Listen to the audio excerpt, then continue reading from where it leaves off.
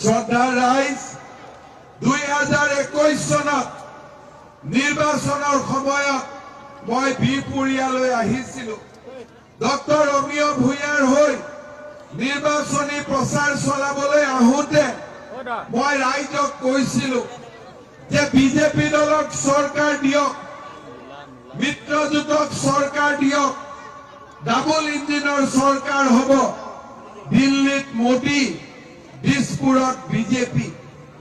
অসমত আমি 1 লাখ যুৱক যুৱতীক চৰকাৰী চাকৰি দিম।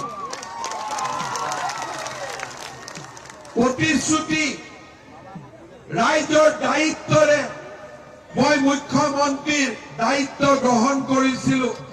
ৰাইজৰ আশা আকাংক্ষাক বাস্তৱত ৰূপায়িত কৰিবৰ বাবে আজি একেখন বিহপুৰীয়াত নাৰায়ণপুৰত মই গৌৰৱেৰে সৈতে ক'ব খোজো যে যি ধৰণে প্ৰতিশ্ৰুতি দিছিলো চৰকাৰ 3 বছৰ নহওঁতে আমি 1 লাখ ল'ৰা ছোৱালীক চৰকাৰী চাকৰি দিলো।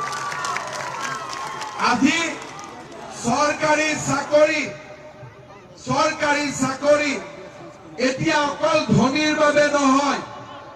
যেতিয়া চৰকাৰী চাকৰি ৰিজাল্ট দিয়ে, টিভিত দেখা পাওঁ, APSC ৰিজাল্ট দিয়ে, পুলিচৰ ৰিজাল্ট দিয়ে, চতুৰ্থ তৃতীয় বৰ্গৰ চাকৰি ৰিজাল্ট দিয়ে। কোনে চাকৰি পায়? ঠেলা চালকৰ ল'ৰাই, ৰিক্সা চালকৰ ল'ৰাই, কৃষকৰ ল'ৰাই, শিপিনীৰ ল'ৰাই। অসমৰ জাতীয় জীৱনত পৰিৱৰ্তন হ'ল। 12 বৈষ্ণৱৰ জন্মভূমি এই নাৰায়ণপুৰ বিহপুৰীয়া। মই আকৌ এবাৰ ঘোষণা কৰিছো যে 1 লাখ চাকৰি হৈ গ'ল।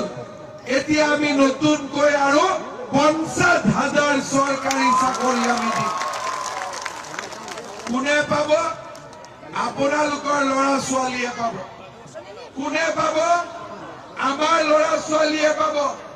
পুলিচৰ ইণ্টাৰভিউ জুলাই, ছেপ্টেম্বৰত তৃতীয় চতুৰ্থ বৰ্গ আৰু 50,000 ল'ৰা ছোৱালীয়ে চৰকাৰী চাকৰি পাব।